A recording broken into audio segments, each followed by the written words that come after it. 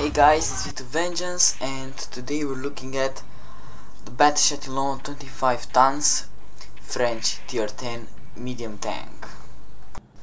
Now this tank, really short, it's an assassin.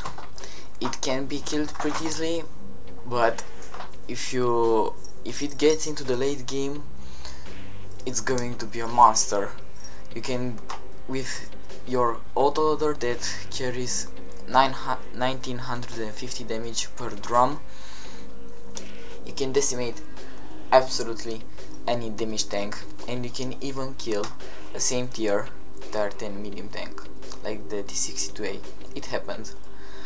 So stats wise, 1800 health points, the least because it's French and French have the least health points, but 1800 is enough if you can play this tank. 25 tons, as the name suggests, with a 720 horsepower engine, which means that it can reach a top speed of 65 kilometers per hour, and it does accelerate pretty quickly. The traverse speed is pretty good, 42 degrees per second, while it's a lot better on other medium tanks. For example, the T62A has 56 degrees per second, and at the high speeds that the Bat-Chatillon can reach, you'd have to think your turns in advance.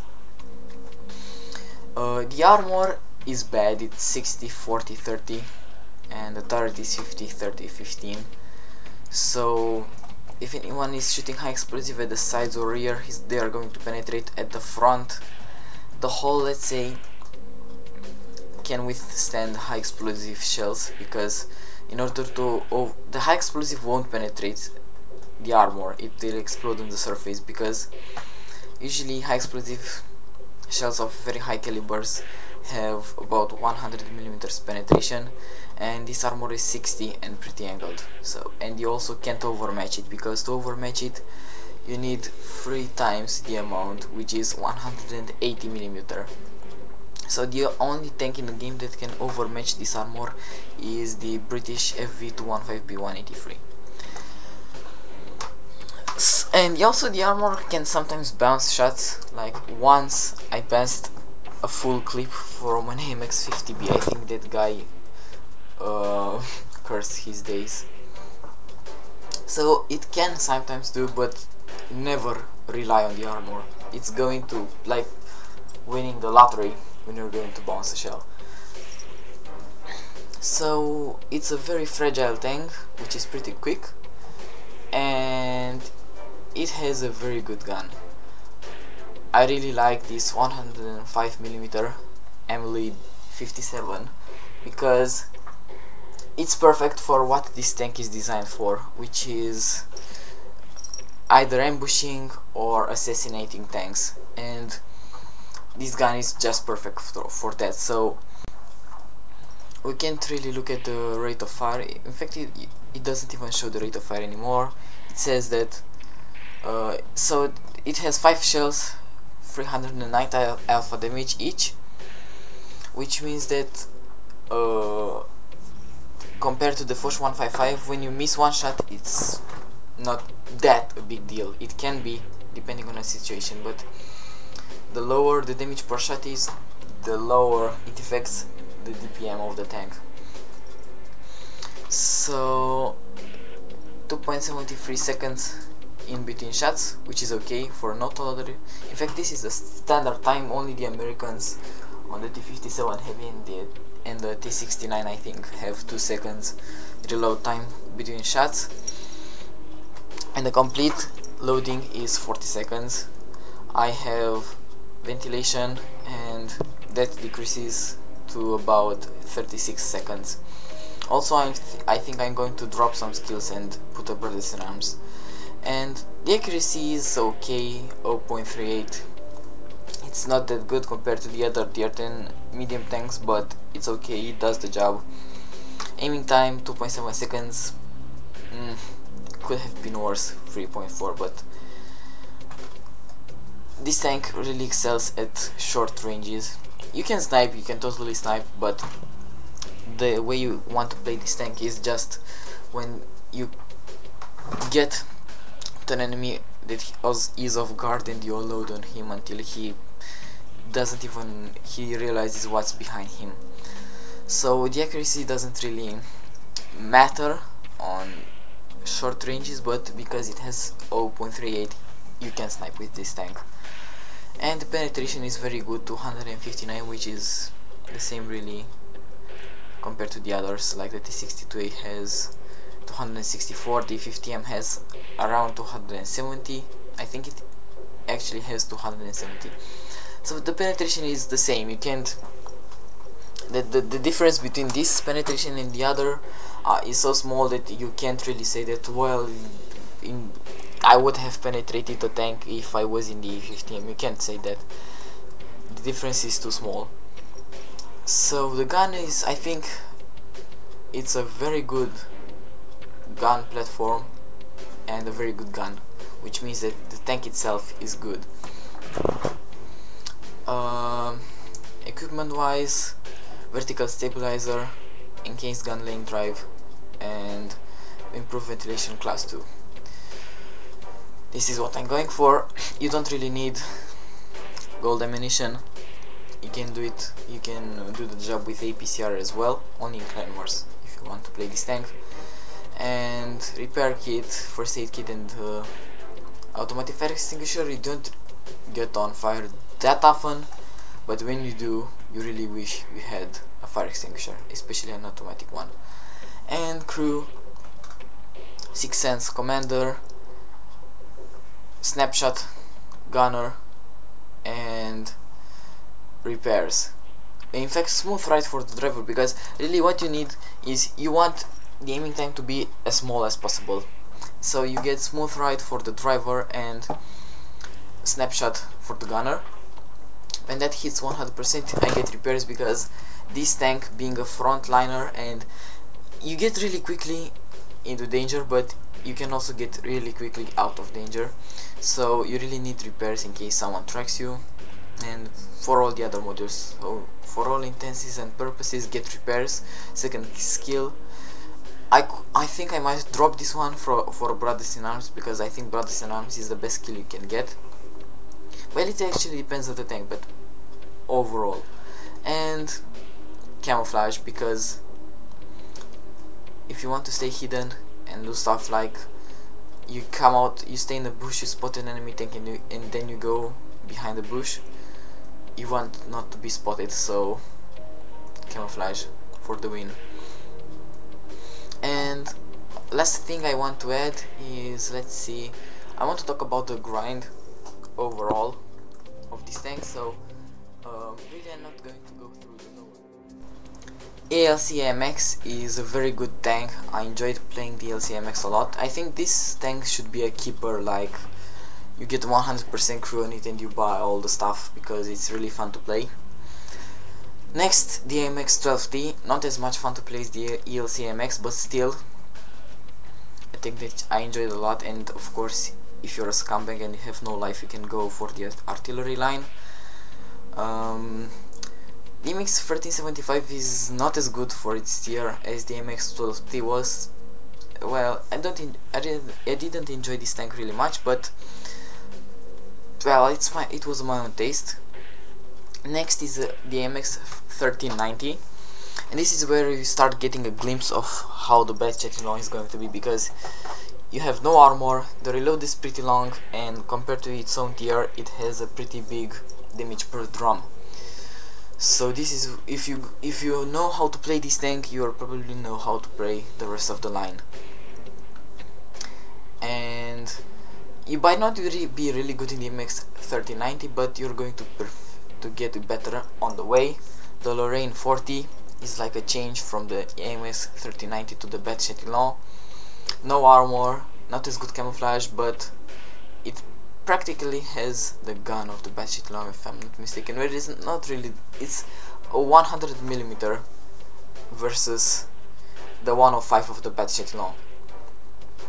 So it has a slightly bigger reload than the 90mm on the MX, but more damage per shot. and the last one is the Bat-Chatillon that we are talking about. So now that you know what this tank is on theory, let's see some practice, because this is all that matters. So here we are on Swamp, and it's a tier 10, of course it's a tier 10 game, I mean a Bat-Chatillon, but the teams are about, almost half of the team are tier 10, so it's an okay matchmaker. It could have been worse, it could have been better. So right now I'm headed for the position on d4, and what I'm going to feature in this gameplay is the tactics that you apply on this tank. You really have to play very opportunistic.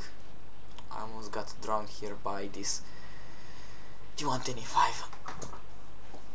So you have to play very opportunistic. You need to find your moments right. You don't need to rush forward useless and die like a lot of Bat-Chatillon drivers do, thinking they are in a light tank. You're useless like that. If you want to play like a boss, you have to play opportunistic and sit back and wait for the enemies to do a mistake. Or if you're a real badass, you don't need the enemies to do a mistake, and you just know what's going to happen next. So there is a leopard prototype A here. As you can see, I didn't aim it and it missed, but still not a problem. And because there are more shots from that one came from, and I hit the leopard for 402 damage. Right now I wasn't really sure if that I was spotted or not, because I probably wasn't spotted. I was spotted only when I was firing my gun. So I stay here in case that leopards wants to poke out again, and I'm expecting that this is what I think he's gonna now. He might have, I know that leopard has a very good camo rating, so he might have gone out and he is waiting for us to come out the same way we wait for him to come out, and because we don't fire, he doesn't spot us, and because he doesn't fire, we don't spot him. So keeping that in mind, I thought that if I put a blind shot where he comes out, I might hit him. Unfortunately I don't. So this is when I go for a reload, because every time you go for a reload in a Bat-Chatillon, you think, well, and you have more than one shell in the drum, are there tanks nearby that I can shoot, or am I in danger of being attacked by someone? If both the answers for these questions are no, then you can go for a reload. And as you can see, I'm not really playing aggressive. I'm playing a little bit passive. So we'll put the game on double speed until something interesting happens.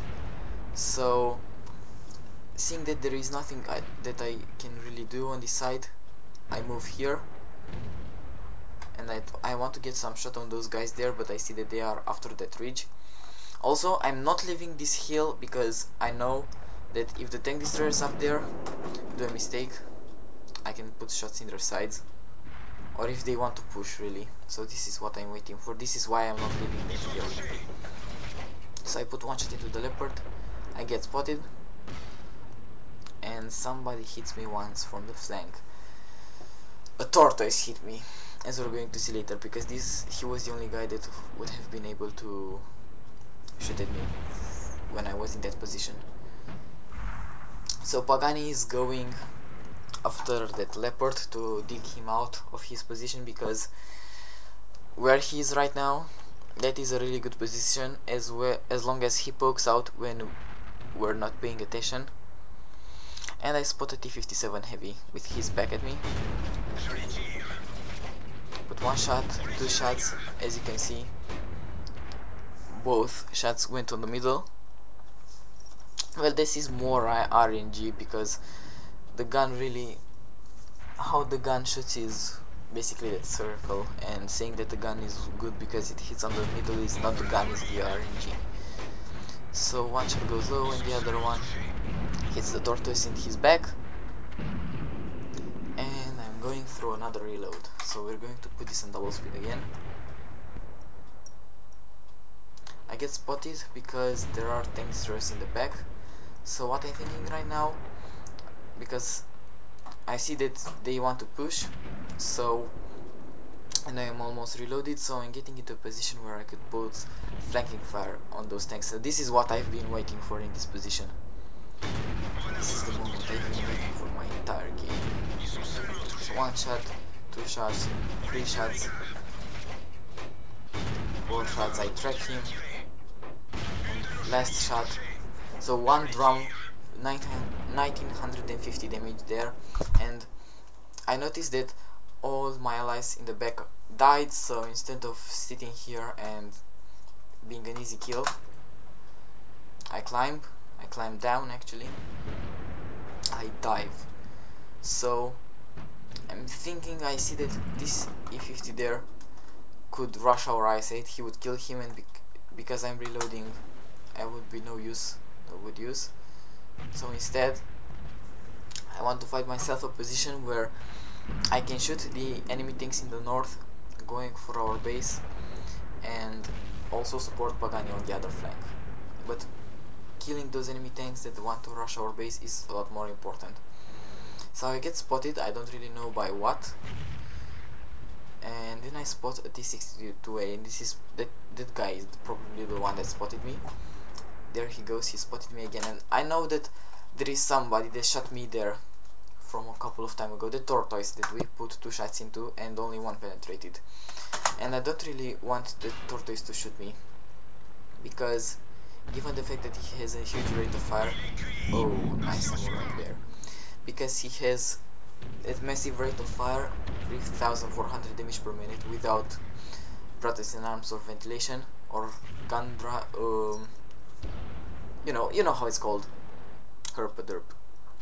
So I spot the Waffenträger Panzer IV, and I don't really know what this guy was thinking, so I just put shot after shot and finish him off. So there's my second kill, and I did quite some damage until now,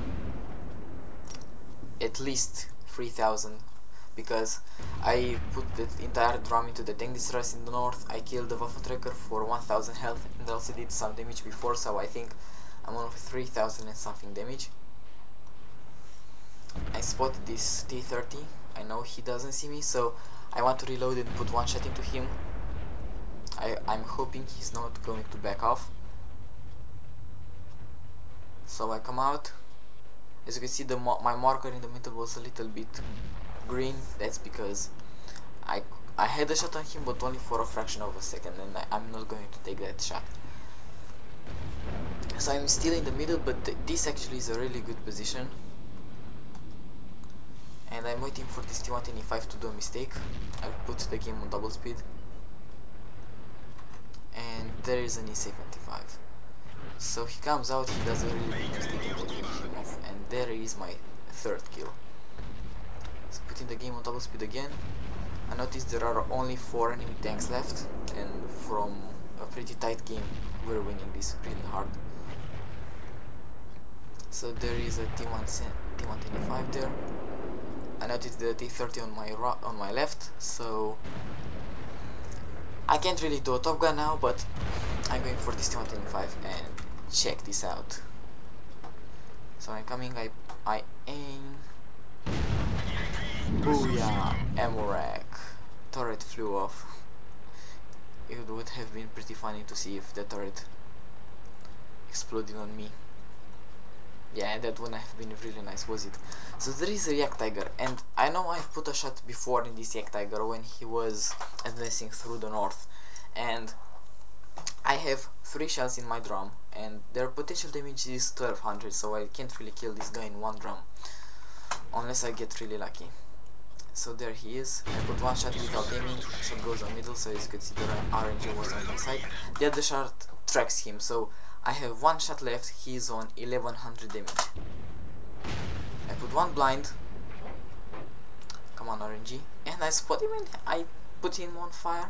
He doesn't have a fire extinguisher, and really nice last kill. So the RNG really was on my side on this game. So let's see some post-game stats. So I received 85,000 credits, 1700 experience, and Mastery Badge First Class, Tank Sniper and High Caliber. Unfortunately this wasn't a Top Gun game, but still it was a very good game. So I did 7,374 damage, most in my team. The enemy team also had a very good T124 player, but his efforts weren't enough for his team to win, because as you could see he was a good player, but yeah, the rest of his team didn't do that well. But my team, as you can see, even though I did a lot of damage, a lot of other players did well. 23 shots fired, 21 hits, 21 penetrated, which shows that getting a Tank Sniper badge and hitting almost all your shots means that the Bat-Chatillon hasn't got a gun that bad actually, and penetrating all the shots that he fired means that the penetration is very good also. So, and of course I received 3 shots and all of them penetrated. What can you do? It's a Bat-Chatillon. But this was the game. So now that you see what I can do to Bat-Chatillon, let's see what someone else can do, because I saw that it's pretty popular to get a very good gameplay in your tank review. Of course you have to show your own gameplay, because the people have to believe that you know how to play the tank, because you don't do a tank review of a tank that you have no idea how to play. So let's jump into the second game. So here we have, yeah, you got the idea. We'll call him Woj, if he doesn't mind. Woj, do you mind me calling you Woj? No? Okay, thanks. So he's on Siegfried line, and he's a pretty good matchmaker, only 3 tier 10s per team. And this video is going to highlight one of the biggest problems that Bat-Chatillon has, and it's not really what you'd expect. Is the fact that it has a little amount of shells, and I happened a couple of times to remain without ammunition. Not that often, but it happens.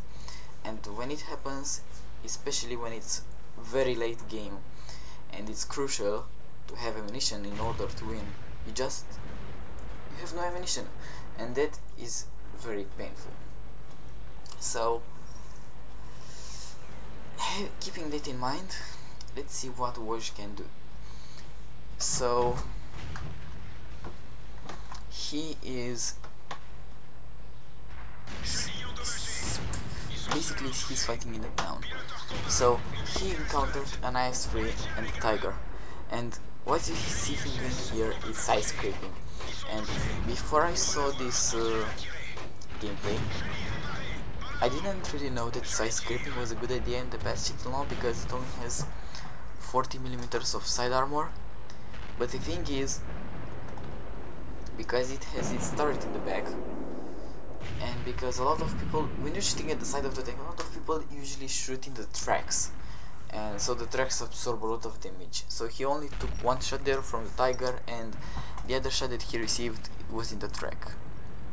So I'm not going right now. What I was thinking to do, like, well, where did that one penetrate? But it doesn't really matter, because the BatChat hasn't got any armor. So little tip here that Woj is showing us.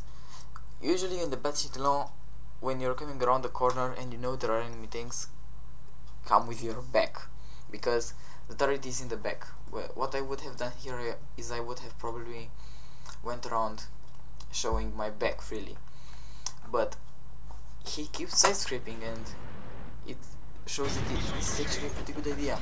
So something that you'll also notice him doing this entire game is tracking. Every time he's shooting at someone, he's going for the tracking shot. Well, except this STI that, well, the STI was with his side, and it was a really clutch shot, and it didn't pay off. But still, from 2 drums, from one drum all these shells hit, and from the other one only 1 missed. So he did a lot of damage until now, about 4,000, but his team is losing. So you can see that the enemies are pushing through the town, and he's in the perfect ambush position for all those enemy tanks coming. So there's an I-7 showing his side, as you can see. Again, he tracks him, but this was a little bit lucky to track the I-7. The I-7 decides to keep going and pays the price. So the enemies killed everything in the town and decided to push around the middle, but a good ambush meant that they lost 2 tanks. But still his allies are not doing that well and they keep dying. So, and also the game has just begun really. This is when the action really starts, and he already fired half of his ammunition, which shows a very big limitation of the Bat-Chatillon. So there is a Ferdinand. As you can see, he wanted to shoot the T-125, but instead he wanted to finish off the Ferdinand, and he died exactly that. There was a T-125 somewhere up there that is not spotted anymore. He gets spotted probably by the T-125, but he still keeps rolling backwards, and he spots an STI with his back, and again tracking shot. This is when he remains on only 2 drums of ammunition, and there are a lot of enemy tanks, and the combined damage of those 2 drums is 4000, and you can see that clearly the enemy tanks have a lot more health than that. So what he's thinking is that he saw that a lot of players were pushing from the north, so he decided to go for some flanking maneuvers. He was probably expecting someone to go around this corner, but nobody came. They came from the other side, so he decides to go around, and he gets ambushed by a T-28, so he goes for one shot into the cheek. Second shot bounces, and he realizes that he should shoot the belly of the T-28, and as you can see, the belly is pretty well armored, but against the TR-10 medium tank gun it's not that effective, so you have to know where to shoot. And he is on his last drum, and the last allied tanks remaining are camping, and I think they are AFK because they have no kills, and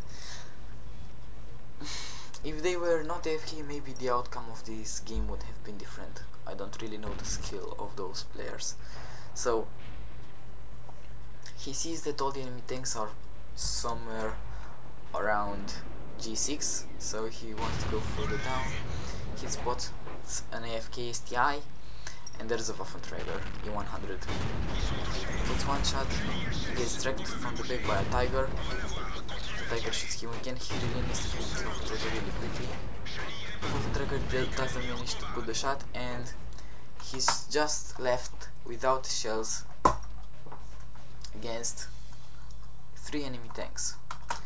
And his fate is really sealed now. There isn't anything that he can do. He starts running for his life. There is a T-44 and a T-125 in his back. T-44 misses, Tiger misses, almost goes around the corner and gets finished off by the T-125. So yeah, he did. We're going to look at the stats of the game actually, so let's jump to that. Yeah, what a game. Unfortunate result. 126,000 credits, 2,000 experience for a defeat, which is a lot. Mr. BJ Tanker, High Caliber Medal, and Top Gun. Team scores. As you can see, the rest of his team was pretty tomato. He was the only guy except for the T-125 that managed to do over 2,000 damage. And as you can see, the WZ-120 was AFK as presumed. And the enemy team, they did alright. They had the Waffenträger on 5,000 damage, T-125 on 4,000 damage. That scored the Top Gun. so good game by those guys. He did more damage than those two guys combined, but still it wasn't enough because his team was a complete tomato.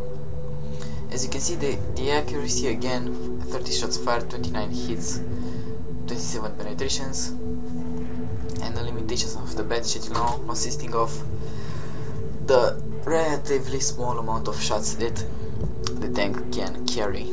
So I hope you guys enjoyed this video, and I hope you found it informative and that it helped you.